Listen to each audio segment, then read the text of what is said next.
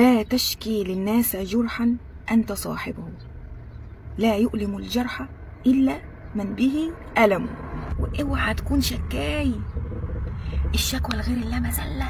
عايز الناس تحترمك، عايز الناس تقدرك، عايز الناس تحبك، خليك شخص ناجح مهما كانت الصعوبات والحاجات اللي انت بتمر فيها في حياتك. ما تخليهاش تأثر على نجاحك أبدا. ما تتجملش، خليك بطبيعتك زي ما انت. تحاولش تبين نفسك ان انت جميل وقمر وكيوت وان انت مفيش زيك سواء انت او انتي عشان بس تعجب الناس وعشان يقولوا الله الله ده جميل. لا، انت خليك بطبيعتك. اللي يحبك يحبك بطبيعتك زي ما انت كده، برخامتك، بغلاستك، بالحلو اللي فيك، بكل حاجة. خليك شخص ناجح. لما حد يجي يحبطك في حاجة، اقسم 100 يمين ان انت لازم تنجح في الحاجة دي، وان انت ما تستسلمش ابدا لكلام حد او تخلي كلمة تأثر عليك. بالعكس، الكلمة تأثر عليك بالايجاب مش بالسلب. انك تروح تتعلم الحاجة دي وانك تنجح فيها، مش عشان تثبت له، لا لا لا، عشان تثبت لنفسك انك قدها يا معلم وانك تقدر تعمل ده.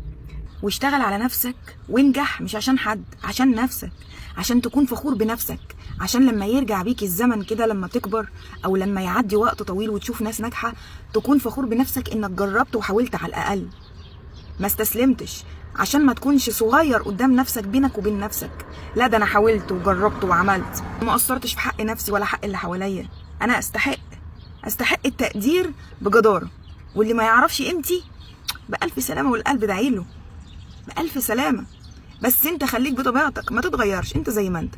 ولكن العيوب اللي فيك غيرها، مش اللي هو انا اللي عاجبه. لا، لو حاسس ان في عيب فيك انت حاسه ان هو مش حلو، او باجماع الناس اللي حواليك ان هو عيب فيك، مش عيب انك تغير من نفسك. طور نفسك احسن واحسن لحد ما توصل للشخصيه المثاليه اللي انت تفتخر بنفسك بيها، ان انت تتمنى انك تقابل حد شبهك كده. تمام. عايز الناس برضو تحبك والناس تحترمك. ازاي؟ اتعلم كل حاجه، كل حاجه. ما تطلبش من حد حاجه، ما تقولش لحد اعمل لي خالص. اعتمد على نفسك. ربنا سبحانه وتعالى موجود فوق اهو، ما قصرش معاك في حاجه. اطلب منه يا رب ساعدني، وان ليس للانسان الا ما سعى. اسعى وربنا هيكرمك وهيوفقك وهيحقق لك كل اللي انت نفسك فيه. بس انت اسعى، ما تكسلش وتستسهل وتطلب من ده وتطلب من دي المساعده. لا، اتعلم وابحث واقتل نفسك في البحث، واقتل نفسك في التعليم، في ايا كان واتيفر اي مجال انت عايز تتعلمه. ثقف نفسك، كل حاجه اعرفها، كل حاجه يجي في بالك بس كده. ان شاء الله حتى لو طريقه اكله موجوده في مطعم مثلا عجبك جدا، اتعلمها. روح كل في نفس المطعم، بس اعرف ان الاكله دي متكونه ازاي وبتتعمل ازاي، وجربها مع نفسك وانجح فيها. وبعد كده روح كلها بمزاجك، بمزاجك، عشان وقت ما يجيلكش مزاج تروح تعملها انت اصلا متعلمها، فما يفرقش معاك حاجه. طور نفسك دايما، شوف ايه اللي مواكب العصر وايه اللي ماشي مع الدنيا، وتعلم كل حاجه. ما تيأس وما تزعلش، قليل دائم خير من كثير منقطع. ما تزعلش وما تيأس، حتى التحول بتاعك البطيء ده احسن من ما فيش خالص.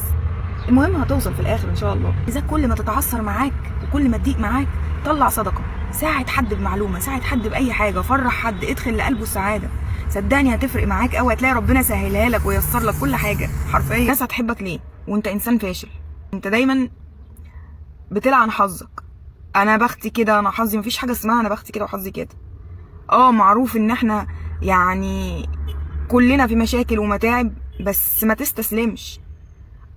في حد ما بيستسلمش خالص؟ لا، كلنا بيجي وقت علينا وبنستسلم وبنتعب، بس هي فتره كده استراحه مقاتل، وبعد كده كمل. ما تفضلش واقف في مكانك. والله صدقني ما حد هيحترمك طول ما انت انسان ضعيف والناس شايفينك ضعيف وما معكش امكانيات في اي حاجه. هي الناس هتقدم لك ايه المقابل اللي الشخص ممكن يقدمه لك، الا اذا ان هو لازم ياخد قصاده مقابل. طب هياخد قصاده مقابل ايه وانت ما عندكش حاجه؟ فلازم تتعلم، عشان اللي هيديك لازم ياخد. ثقفوا نفسكم، تعلموا كل حاجه. الحاجه اللي انتوا بتحبوها واللي انتوا شايفين نفسكم ناجحين فيها، الهوايه اللي عندكم نموها.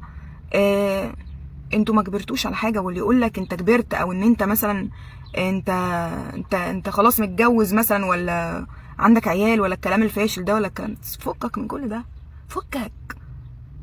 ما دام انت جواك طفل، وما دام انت جواك الحياه وعايز تعيشها، اطلع واجري في الشارع، روح اتمرجح، روح العب، روح اي حاجه، كل حاجه نفسك فيها اعملها، اي حاجه تخطر في بالك. وكلام الناس ده تحت شوز، ولا يفرق معاك في حاجه. اهم حاجه انت عارف نفسك على ايه، عارف نفسك على ايه. لا ظلمت، لا اذيت، لا جرحت، لا خنت. شخص بيرفكت. فما يهزكش حاجه، اعمل كل اللي انت نفسك فيه وتعلم كل حاجه وانجح وعافر، وهي الدنيا اصلا معافره.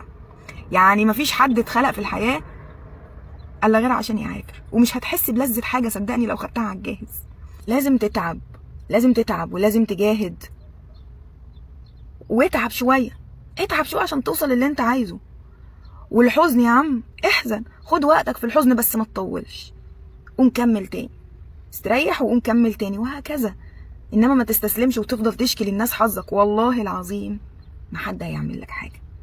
اقصى حاجه حد هيعملها لك هيقول لك معلش ويمشي ويسيبك. اصل ما حدش فضيلك، ما حدش فضيلك.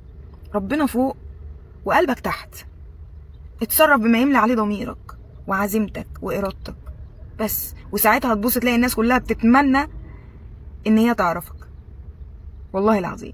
لا تشكي للناس جرحا انت صاحبه، لا يؤلم الجرح الا من به الم. واوعى تكون شكاي. الشكوى لغير الله مذله. لا اليأس ثوبي ولا الاحزان تكسرني، جرحي عنيد بلسع النار يلتئم. مفيش اكتر من كده. وفي مقولة بحبها جدا بتقولك ايه: ومن يتهيب صعود الجبال يظل ابد الدهر بين الحفر. انا بعشق المقولة دي، اللي هو لازم تجازف ولازم تحاول ولازم تجرب.